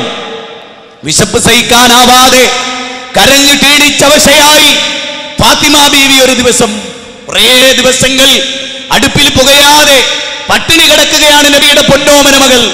രാജ്യത്തിന്റെ ഭരണാധികാരി, പിന്നീട് 20 ഭൗതിക സാമ്രാജ്യങ്ങളെയും ഏകാത്മീയ സാമ്രാജ്യത്തെയും ഭരിക്കാൻ മാത്രം അനുയായികൾക്ക് അവസരമൊരുക്കിയ ലോകത്തിന്റെ പ്രവാചകൻ 7 ദീനാറ് ദാനം ചെയ്ത്, പാവപ്പെട്ടവർക്ക് വേണ്ടി ദാനം ചെയ്ത്, ഒരു തുട്ട് നാണയം പോലും പോക്കറ്റിൽ വെക്കാതെ ഈ ലോകത്തോട് വിട പറഞ്ഞ ആ പ്രവാചക തിരുമേനി സല്ലല്ലാഹു അലൈഹി വസല്ലം ആയിഷ ബീവിയുടെ മടിത്തട്ടിൽ തലവെച്ച് കിടക്കുമ്പോ പെൺകുട്ടികൾക്ക് വേണ്ടി, ജീവനോടെ കുഴിച്ചു മൂടപ്പെട്ട പെൺകുട്ടികൾക്ക് വേണ്ടി വാദിച്ച ലോകാചാര്യനായ മുഹമ്മദ് നബി സല്ലല്ലാഹു അലൈഹി വസല്ലം. ആ നബിയുടെ മകൾ ഫാത്തിമ പട്ടിണി കിടക്കുക. കുറെ ദിവസങ്ങൾ കഴിഞ്ഞപ്പോ ഭർത്താവിനോട് പറഞ്ഞു, ദാ ഇപ്പോ അപകടമാണ്, എന്തെങ്കിലും കഴിക്കണം, വയറ് പൊരിഞ്ഞ് കത്തുന്നു, അങ്ങൊന്ന് മാർക്കറ്റിൽ എവിടെയെങ്കിലും പോയി നോക്കൂ. നബിയുടെ പൊന്നോമന പുത്രി സഹോദര, ഒരു രാജ്യത്തിന്റെ ഭരണാധികാരിയുടെ മകൾ സഹോദര, ആലോചിക്ക്. ഇന്നത്തെ നേതൃത്വമല്ല പ്രവാചക തിരുമേനിയുടെ. നാം ചിന്തിക്കേണ്ടതാണ്, നാം ആലോചിക്കേണ്ടതാണ്. അലി ബിൻ അബീ താലിബ് അങ്ങാടിയിലേക്ക് പോയി. എവിടെയോ ചെന്ന് കുറച്ച് പഴം കിട്ടി അദ്ദേഹത്തിന്. ഏത്തക്കാപ്പഴം, റോബസ്റ്റ, ഏതും കണക്കാക്കാം, പഴം കിട്ടി. അത് കയ്യിലേന്തി ധൃതിയിൽ ഭാര്യയ്ക്ക് കൊടുക്കാൻ വേണ്ടി വരികയാണ് അദ്ദേഹം മരുഭൂമിയിലൂടെ. സന്തോഷത്തിന്റെ ആധിക്യത്താൽ അദ്ദേഹം ഓടി നടക്കുകയുമല്ല ഓടുകയുമല്ല അവസ്ഥയിൽ തന്റെ പ്രിയതമ, തന്റെ ഭാര്യ ഫാത്തിമക്ക് അത് കൊടുക്കാൻ അങ്ങനെ പ്രവാചകന്റെ മരുമകനായ അലി ഇബ്നു അബീ ത്വാലിബ് വഴിമധ്യത്തിൽ വെച്ചൊരു യാചകനെ കാണുകയാണ്. വിശന്ന് പൊരിഞ്ഞ വയറുമായി ആ യാചകൻ ചോദിക്കുന്നു, ഇതാ 4-5 ദിവസമായി എന്തെങ്കിലും കഴിച്ചിട്ട് അങ്ങയുടെ കയ്യിലുള്ള ആ പഴം തരുമോ? ഒരു ഭാഗത്ത് ഫാത്തിമയുടെ വിശപ്പ്, ഒരു ഭാഗത്ത് ഫാത്തിമയോടുള്ള സ്നേഹം, ഒരു ഭാഗത്ത് ഫാത്തിമയോടുള്ള സ്നേഹം, ഒരു ഭാഗത്ത് ഫാത്തിമയുടെ വിശപ്പിനോടുള്ള പ്രതികരണം, മറുഭാഗത്ത് യാചകന്റെ മുഖം. അലി ബിൻ അബീ താലിബ് യാചകന്റെ മതം, യാചകന്റെ ദേശം, യാചകന്റെ ആദർശം ഒന്നും നോക്കാതെ ആ ഫാത്തിമക്ക് കൊണ്ടുപോയി കൊടുക്കേണ്ട പഴം യാചകന്റെ കയ്യിൽ കൊടുത്ത് സന്തോഷത്തോടെ അലി ബിൻ അബീ താലിബ് വീട്ടിലേക്ക് മടങ്ങി. വീട്ടിലേക്ക് കയറി ചെന്ന് ഫാത്തിമ ഭർത്താവിന്റെ കയ്യിലേക്ക് നോക്കി. ശൂന്യമാണ്. ഫാത്തിമയുടെ മുഖം വല്ലാതായി. എന്തു പറയും ഭാര്യയോട്? അങ്ങനെ അദ്ദേഹം പറഞ്ഞു, ഫാത്തിമ, നീ എന്നെ അനുസരിക്കില്ലേ ഫാത്തിമ? ഞാൻ കൊണ്ടുവന്ന കുറച്ചു പഴം ഫാത്തിമ. 4-5 ദിവസം പട്ടിണി കിടന്നൊരു യാചകൻ ചോദിച്ചു, ഫാത്തിമ, ആ മനുഷ്യനോടുള്ള കരുണ, ഇർഹമോ മൻ ഫിൽ അർദ് ഇർഹമകും മൻ ഫിസ് സമാ. ആകാശത്തുള്ളവൻ നിങ്ങളോട് കരുണ കാണിക്കും, ഭൂമിയിലുള്ളവരോട് നിങ്ങൾ കരുണ കാണിക്കുക ഫാത്തിമ. അതുകൊണ്ട് അവന്റെ ജാതിയും മതവും നാടും നഗരവും ഒന്നും ഞാൻ നോക്കിയില്ല ഫാത്തിമ. നിന്നെ എനിക്ക് ഇഷ്ടമാണ്, നിന്റെ പട്ടിണി എനിക്ക് പ്രയാസമാണ്, എങ്കിലും ഫാത്തിമ ഞാൻ അയാൾക്ക് കൊടുത്തു. നിന്നോടുള്ള സ്നേഹം അള്ളാഹുവിന്റെ കൽപ്പന ഏറ്റുമുട്ടിയപ്പോ പടച്ചോന്റെ വജുദ്ദേശിച്ചു ഫാത്തിമ, ഞാനത് കൊടുത്തു ഫാത്തിമ. നീ എന്നെ കുറിച്ച് എന്ത് പറയുന്നു ഫാത്തിമ? ഫാത്തിമ ബീവി പുഞ്ചിരിച്ചുകൊണ്ട് പറഞ്ഞു, അങ്ങുന്നിപ്പോഴാണ് എന്റെ യഥാർത്ഥ ഭർത്താവ്. അങ്ങെങ്ങാനും എന്നോടുള്ള സ്നേഹം കൊണ്ട് കൊണ്ടുവന്നിരുന്നു, ആ യാചകന് കൊടുത്തിരുന്നെങ്കിൽ അതെനിക്കിഷ്ടമാകുമായിരുന്നില്ല. അങ്ങനെയുള്ളൊരു ഭാര്യ നമുക്കുണ്ടോ? അങ്ങനെയുള്ള ഭാര്യമാർ നമുക്കുണ്ടോ? അങ്ങനെയുള്ള ഭർത്താക്കന്മാർ നമുക്കുണ്ടോ? ഉണ്ടോ? യുസ്റൂന അലാ അൻഫുസിഹിം വലൗ കാന ബിഹിം ഖസാസ. സ്വന്തത്തെക്കാളും മറ്റുള്ളവർക്ക് പ്രാധാന്യം കൊടുക്കുന്നവർ നമ്മുടെ കൂട്ടത്തിലുണ്ടോ? സഹോദര, ഇതല്ലേ ഇസ്ലാം? ഇതല്ലേ ഇസ്ലാം? ഉമർ ഇബ്നുൽ ഖത്താബ് റളിയല്ലാഹു ഭരണകാലഘട്ടം. ആ ഭരണകാലഘട്ടത്തിൽ ഒരു യാചകൻ അദ്ദേഹത്തിന്റെ മുമ്പിൽ പ്രത്യക്ഷപ്പെട്ടു. യാചകന്റെ രൂപവും കോലവും എല്ലാം ഉമർ ഇബ്നുൽ ഖത്താബ് റളിയല്ലാഹു മനസ്സിൽ സ്ട്രൈക്ക് ചെയ്തു. അദ്ദേഹം അന്വേഷിച്ചു. ഇസ്ലാമിന്റെ മുഖ്യ ശത്രുവായ ജൂതനാണ് അയാൾ. ജൂതന്മാരിൽപ്പെട്ട ഒരാളാണ് അയാൾ. ഇസ്ലാമിന്റെ പ്രത്യക്ഷ ശത്രു എന്ന് ഖുർആൻ പ്രഖ്യാപിച്ച ശത്രു ജൂതനാണ്. ആ ജൂതരിൽപ്പെട്ട ഒരു യാചകൻ ഉമർ ഇബ്നുൽ ഖത്താബ് റളിയല്ലാഹു എന്ത് ചെയ്തു? കിട്ടിയ അവസരം മുതലാക്കിയോ? ഇല്ല. യാചകനോട് പറഞ്ഞു, ഈ യാചനാ പണി അവസാനിപ്പിക്കണം. നിനക്കാവശ്യമായ, ജീവിക്കാൻ ആവശ്യമായ സമ്പത്ത് എന്റെ ഖജനാവിൽ നിന്ന്, ഇസ്ലാമിന്റെ ഖജനാവിൽ നിന്ന് നിനക്ക് അനുവദിച്ചിരിക്കുന്നു എന്ന് പറഞ്ഞ് അനുവാദം കൊടുത്ത ഖലീഫ ഉമർ, സ്വതന്ത്ര ഭാരതത്തിൽ ഞാൻ ഇഷ്ടപ്പെടുന്ന ഭരണം ഉമറിന്റെ ഭരണമാണെന്ന് ഗാന്ധിജി സർട്ടിഫൈ ചെയ്ത മഹാനായ ഉമർ ഇബ്നുൽ ഖത്താബ് റളിയല്ലാഹു അൻഹുവിന്റെ അനുയായികളായ നാം ഇന്നെവിടെ എത്തി നിൽക്കുന്നു എന്ന് ചിന്തിക്കാൻ, ഇട്ടിരിക്കുന്ന തുണിയുടെ ചെഞ്ചുവപ്പും നിറവും നോക്കി പാർട്ടി തിരിക്കുന്ന മനുഷ്യരെത്തിരിക്കുന്ന നാം, താടി നീണ്ടുപോയി, നിസ്കാരത്തയമ്പുണ്ടായി, തൊപ്പി വെച്ച് പോയി, പള്ളിയിൽ 5 നേരം കൃത്യമായി പോകുന്നു എന്നത് ഭീകരവാദത്തിന്റെ അടയാളമായി തെറ്റിദ്ധരിച്ച പാപം പിടിച്ച എന്റെ പ്രിയപ്പെട്ട സമൂഹമേ, അവരോട് ഉയർന്നു ചിന്തിക്കാൻ ഒന്നാമതായി അറിയുക, നമ്മളെല്ലാം ഒരു ദൈവത്തിന്റെ അടിമകളാണെന്നറിയുക. തമേശ്വരാണം പരമം മഹേശ്വരം താം ദേവദാനാം പരമം ച ദൈവതം പതിംപതീനാ പരമം പരസ്താത് വിദാമദേവം ഭുവനേശമേദ്യം. ശേതരോപനിഷത്തിലെ 6-7 ശ്ലോകങ്ങളാണ്. തമേശ്വരാണം പരമം മഹേശ്വരം താം ദേവദാനാം പരമം ച ദൈവതം. എല്ലാ ദേവീദേവന്മാരുടെയും പരമാരാധ്യനായ ഈ മഹാപ്രപഞ്ചത്തിന്റെ നാഥൻ, സകല പതികളുടെയും പതിയായ ഈ മഹാപ്രപഞ്ചത്തിന്റെ നാഥൻ, ഹിന്ദുവിന്റെയും മുസ്ലിമിന്റെയും ക്രിസ്ത്യാനിയുടെയും ജൈനന്റെയും ബൗദ്ധന്റെയും മതമുള്ളവന്റെയും ഇല്ലാത്തവന്റെയും കൃമികീടങ്ങളുടെയും സചേതനങ്ങളുടെയും അചേതനങ്ങളുടെയും എല്ലാം നാഥനായ മഹാപ്രപഞ്ചത്തിന്റെ നാഥൻ അല്ലാഹു. ആ മഹാപ്രപഞ്ചത്തിന്റെ നാഥൻ, ആ നാഥൻ എണീക്കണ്ട. അതൊരു കല്ല് വന്നു വീണാണെന്നാണ് എൻ്റെ സംശയം. അത് സംഘാടകർ നോക്കും കേട്ടോ. അപ്പോ ആ മഹാപ്രപഞ്ചത്തിന്റെ നാഥൻ, ആ നാഥനെയാണ് മനുഷ്യരാരാധിക്കേണ്ടത്. നാഥനെയാണ് മനുഷ്യരാരാധിക്കേണ്ടത്. എല്ലാ മനുഷ്യരെയും സൃഷ്ടിച്ച ആ നാഥൻ, ഈ മഹാപ്രപഞ്ചത്തിന്റെ തമ്പുരാൻ, ഹിന്ദുവിനെയും മുസ്ലിമിനെയും ക്രിസ്ത്യാനിയെയും എല്ലാം സൃഷ്ടിച്ച ആ മഹാപ്രപഞ്ചത്തിന്റെ തമ്പുരാൻ, അവനെ ആരാധിക്കണമെന്നാണ് ഇസ്ലാം പറയുന്നത്. ഇസ്ലാമിനെ സംബന്ധിച്ചിടത്തോളം പ്രവാചകന്റെ ഫോട്ടോ ഇല്ല, നിങ്ങൾക്കറിയാലോ. ആ പ്രവാചകന്റെ ഖബർസ്ഥാനിൽ ഉണ്ടിപ്പെട്ടിയില്ല, ദീപാരാധനകളില്ല, മെഴുകുതിരി കത്തിക്കലില്ല, അവിടെ വെടിക്കെട്ടുകളില്ല, ആന എഴുന്നള്ളത്തുകളില്ല, ചോരണങ്ങളില്ല, ഒന്നുമില്ല. എന്തേ കാരണം? ഇസ്ലാം അത് പഠിപ്പിച്ചില്ല. ഇസ്ലാം അത് പഠിപ്പിച്ചില്ല. ദൈവത്തെ ആരാധിക്കാൻ കാലിപ്പോക്കറ്റ് മതി. ഇസ്ലാമിന്റെ പ്രധാനമായ ഒരു വിഷയമാണ്.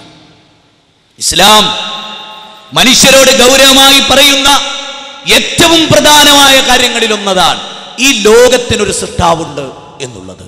ആകാശഭൂമികളെ ഒക്കെ സൃഷ്ടിച്ചൊരു സൃഷ്ടാവ്. റബ്ബുസ്സമാവാതി വല്ലർ വമാ ബൈനഹുമാ ഇൻ കുൻതും മുഖിനീൻ.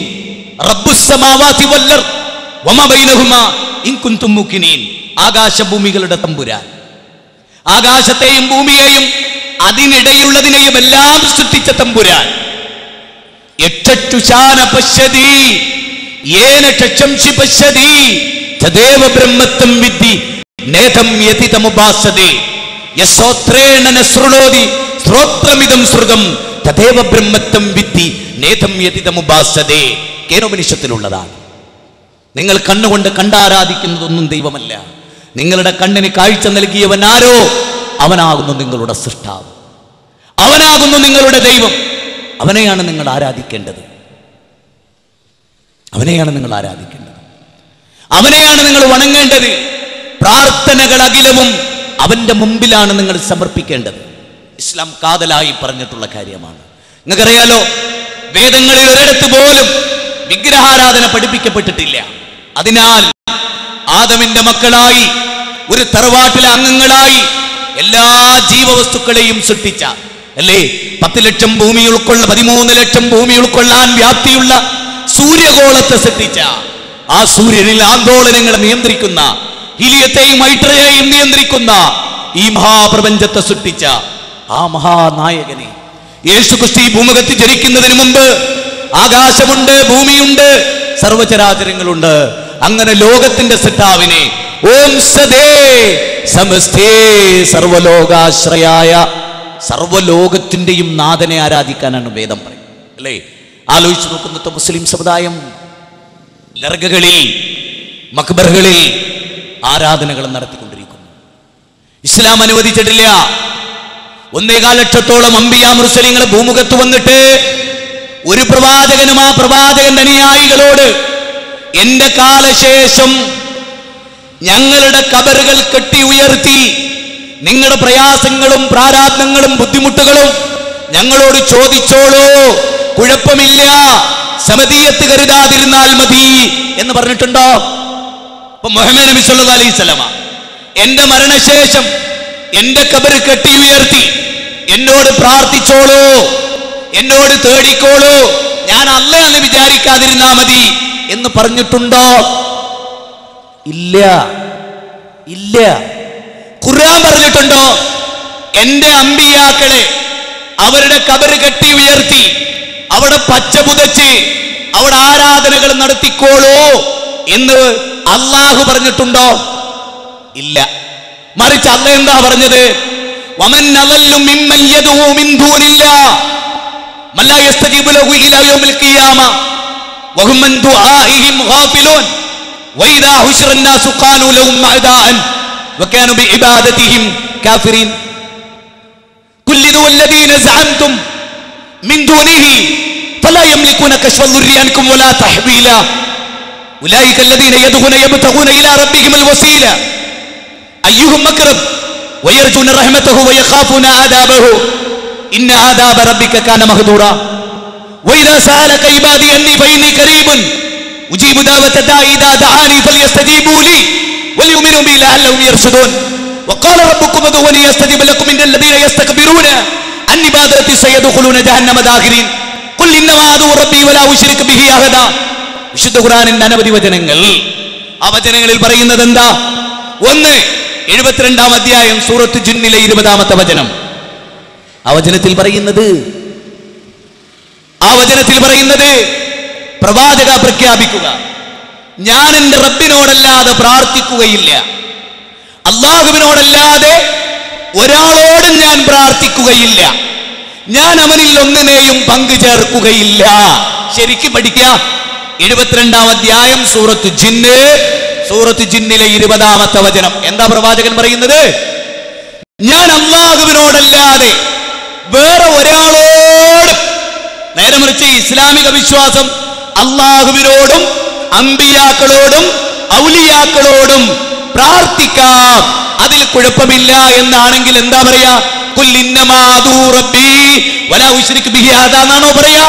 എങ്കിൽ അദ്ദേഹം വഹാബിയായി പോകും. പക്ഷെ മുഹമ്മദ് നബി സല്ലല്ലാഹു അലൈഹി വസല്ലം വഹാബിയായിരുന്നു. ആണ് സത്യം.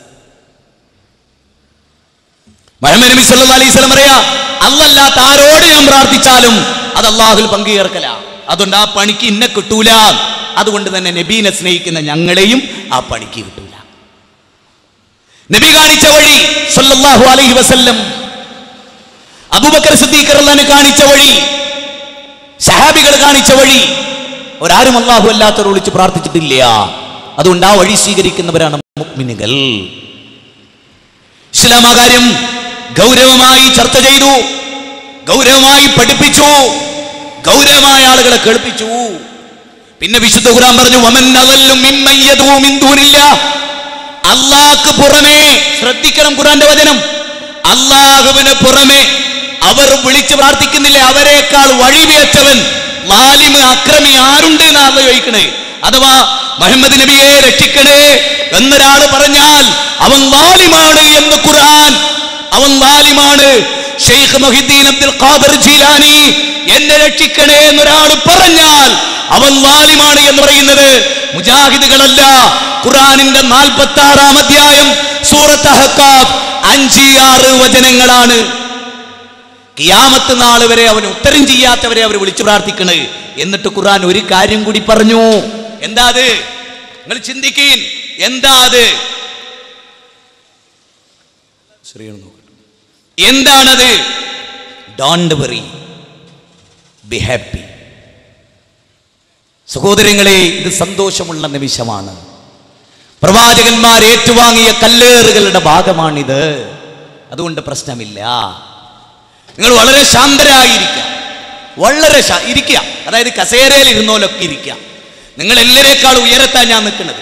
ഇത് കൊള്ളാണ് ഏറ്റവും കൊള്ളേണ്ടത് എനിക്കാണ്. എനിക്കൊരു കുസലും ഞാൻ ആ കാര്യത്തിൽ കണ്ടിട്ടില്ല. നിങ്ങൾ പറഞ്ഞോളൂ സഹോദര. അതുകൊണ്ട് പ്രവാചക തിരുമേനി സല്ലല്ലാഹു അലൈഹി വസല്ലം നമ്മളെ പഠിപ്പിച്ചിട്ടുള്ള മാർഗം അത് അവലംബിക്കുക, അതനുസരിച്ച് ജീവിക്കാൻ നമ്മൾ തയ്യാറാവുക. അതോടൊപ്പം നമ്മുടെ നാട്ടിലെ മുഴുവൻ ആളുകൾക്കും മതം എത്തിച്ചു കൊടുക്കേണ്ട ഒരു ഡ്യൂട്ടി നമുക്കുണ്ട്, ഒരു ഉത്തരവാദിത്തം നമുക്കുണ്ട്. ദയവേത് നിങ്ങൾ അവിടെ നിൽക്കുക. അതായത് നിന്ന് കേട്ടവരവിടെ നിൽക്കുക. എല്ലാവരോടും കൂടുമ്പോഴാണല്ലോ ഏതൊരു പ്രശ്നവും പ്രശ്നമാവുക. അള്ളാനെ ഓർത്തിട്ട് നിങ്ങൾ സ്വസ്ഥമായിട്ട് നിന്നെടുത്ത് നിൽക്കുക. അതൊരു വിഷയമല്ല. 10 ആളുകൾ കൂടിയാൽ ആ പ്രശ്നം. ആ നിന്നെടുത്ത് നിന്നോളി. നിങ്ങളെല്ലാവരേക്കാളും പ്രശ്നമുള്ള ആളല്ലേ ഞാൻ. നിങ്ങൾ ആലോചിച്ച് നോക്കി. സാരില്ല, പോട്ടെ. എറിഞ്ഞോരോടും നമുക്ക് പരാതിയില്ല. അറിവുണ്ടേ അവർ ഇല്ലാത്തത് കൊണ്ടാണെന്ന് മനസ്സിലാക്കുക. ഇതിലൊന്നും ഒരു പുണ്യവുമില്ല. ഇതിലൊന്നും മനുഷ്യരെ ഒന്നിപ്പിക്കുന്ന ഒരു പ്രസംഗം നടക്കുന്നിടത്ത് എറിയുന്നവനെ മനുഷ്യർ വിലയിരുത്തും. ഓൻ തന്നെയാണ് ഇതിന്റെ ദ്രോഹി. അതായത് രാജ്യത്ത് കുഴപ്പമുണ്ടാക്കണം എന്ന് വിചാരിക്കുന്നവനാണോന്. അതുകൊണ്ടാണല്ലോ കല്ലെറിഞ്ഞ് അല്ലേ. നേരെ മറിച്ച് ഇവിടെ ഗാനമേള ഭരതാട്ടി നടക്കുകയാണെങ്കിലോ ഗാനമേള നടത്തവനെ പിടിച്ച് ഉമ്മക്കും. ഓന് കള്ളും കൊടുക്കും, ചോറും കൊടുക്കും. എറിഞ്ഞ കൈ മുസൽമാന്റെ കൈയാകാതിരിക്കട്ടെ എന്ന് ഞാൻ പ്രാർത്ഥിക്കുക. ഉമർ ബിൻ ഖത്താബ് റളിയല്ലാഹു പറഞ്ഞ പോലെ. പക്ഷെ അവനെ ഇപ്പൊ എറിയുള്ളൂ. അതാണ് അവസ്ഥ. ഇവിടെ സാരില്ല അവിടെ ഇരിക്കുക. ആർക്കെങ്കിലും ആ കല്ല് തട്ടിയോ എന്നാ മോനെ എനിക്ക് ആ ഭാഗത്ത് പുണ്യുണ്ട്. ബേജാറാവണ്ട. അതുകൊണ്ട് സുഹൃത്തുക്കളെ, അള്ളാഹുവിനെ മാത്രം ആരാധിക്കുക. മനുഷ്യരോട് മുഴുവനും സൗഹാർദ്ദത്തിൽ വർത്തിക്കുക. ശത്രുത കുറയ്ക്കാൻ ആളുകളുമായി കൂടുതൽ ബന്ധപ്പെടുക. വീട് വീടാന്തരം കയറിയിറങ്ങി യഥാർത്ഥ മതത്തിന്റെ സന്ദേശം ആളുകൾ അറിയിക്കുക. കേരളക്കരയിലെ നാനാഭാഗങ്ങളിലും ഹക്കിന് വേണ്ടി നമ്മൾ ശ്രമിക്കുക, പ്രവർത്തിക്കുക. അള്ളാഹുവിന്റെ കാവലുണ്ടാകും. പ്രിയപ്പെട്ടവരെ, ഈ ജീവിതത്തിന് ശേഷം ഒരു ജീവിതമുണ്ട്. അത് മരണാനന്തര ജീവിതമാണ്.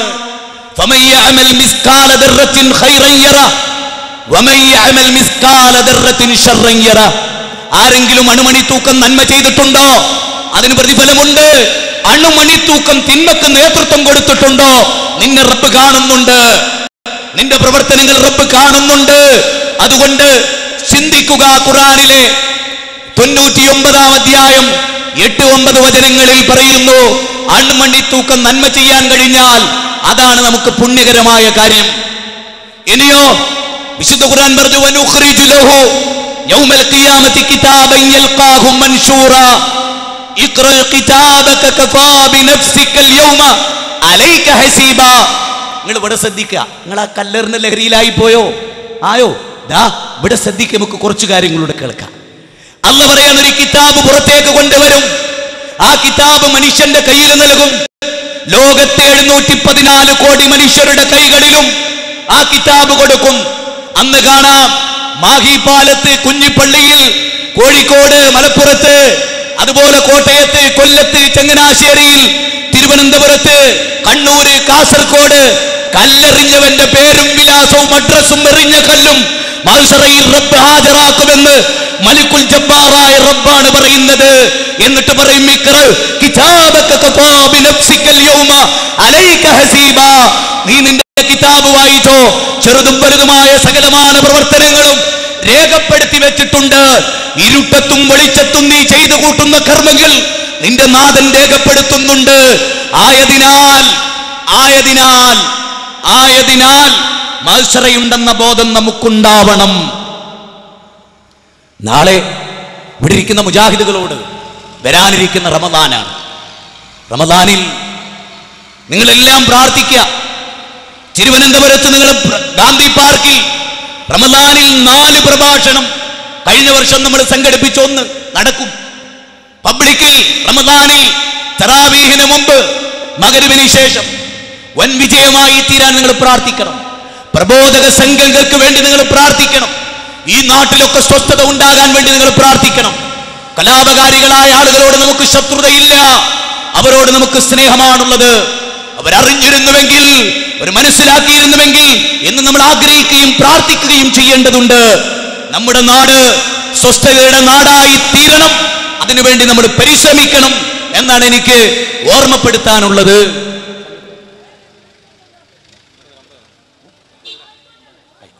സഹോദരങ്ങളെ, അതിനാൽ നമ്മൾ ഞാൻ പറഞ്ഞല്ലോ, മുജാഹിദ് പ്രവർത്തകരോട് ദയവ് നിങ്ങൾ സംഖ്യ കൂടുമ്പോൾ പ്രശ്നം. മുജാഹിദുകളായ ആളുകളെ കസേരയിരിക്കുക. അള്ളാനെ ഓർത്തിട്ട് നിങ്ങൾ ആ കസേരയിരിക്കാൻ നല്ല നിലക്ക് ഇത് അവസാനിപ്പിക്കണം. അള്ളാനെ ഓർത്തിട്ട് നിങ്ങൾ സമാധാന ചിത്തരായിട്ടിരിക്കുക. പടച്ചവനെ ഓർത്തിട്ട്. ഒരാളാണ് വന്നതെങ്കിൽ അയാൾ നമ്മുടെ ഒരാളുമായിട്ട് സംസാരിച്ച ഒരു കുഴപ്പമില്ല. നേരെ മറിച്ച് എല്ലാവരോടും കൂടി അത് കുഴപ്പമാണ്. അതുകൊണ്ട് ശ്രദ്ധിക്കുക. പടച്ചോരോർത്ത് നാടിന്റെ സമാധാനമോർത്ത് നിങ്ങൾ ശാന്തമാവുക. നാട്ടിൽ സമാധാനം ഉണ്ടാകാനും വേണം കുറച്ച് കാര്യങ്ങളൊക്കെ തുറന്നു പറയാം. അതുകൊണ്ടാണ് ഞാൻ നിങ്ങളോട് സധൈര്യം ഈ കാര്യങ്ങളെല്ലാം പറഞ്ഞത്. സർവാധിനാഥനായ റബ്ബ് ഹക്കും ബാത്തിലും വേർതിരിച്ച് മനസ്സിലാക്കി സത്യത്തെ സത്യമായി കണ്ട് സത്യത്തെ സത്യമായി മനസ്സിലാക്കി ജീവിക്കാൻ നമ്മൾ ശ്രമിക്കുക. അള്ളാഹു നമ്മെ അനുഗ്രഹിക്കുമാറാകട്ടെ. എല്ലാ അർത്ഥത്തിലും നമ്മൾ നമ്മുടെ സമൂഹത്തിന് സമാധാനം നൽകുന്നവരായി തീരും. അള്ളാഹു നമ്മെ അനുഗ്രഹിക്കുമാറാകട്ടെ. എല്ലാവിധ തിന്മകളിൽ നിന്നും അള്ളാഹു നമ്മെ കാത്തുരക്ഷിക്കുമാറാകട്ടെ. ന്യൂനപക്ഷ തീവ്രവാദങ്ങളിൽ നിന്നും ഭൂരിപക്ഷ തീവ്രവാദങ്ങളിൽ നിന്നും അള്ളാഹു നമ്മെ കാത്തുരക്ഷിക്കുമാറാകട്ടെ. റബ്ബനാ ഹബ് ലനാ മിൻ അസ്വാജിനാ വദുർരിയാതിനാ ഖുർറത അഅ്യുനിൻ വജഅൽനാ ലിൽ മുത്തഖീന ഇമാമാ. റബ്ബനാ ലാ തുസിഅ ഖുലൂബനാ ബഅദ ഇദ് ഹദൈതനാ വഹബ് ലനാ മിൻ ലദുൻക റഹ്മ ഇന്നക അൻതൽ വഹാബ്. റബ്ബനാ ആതിനാ ഫിദ് ദുനിയാ ഹസന വഫിൽ ആഖിറതി ഹസനത വഖിനാ അദാബന്നാർ. ആമീൻ ബിറഹ്മതിക യാ അർഹമർ റഹീമീൻ. അസ്സലാമു അലൈക്കും വറഹ്മത്തുള്ളാഹി വബറകാതുഹു.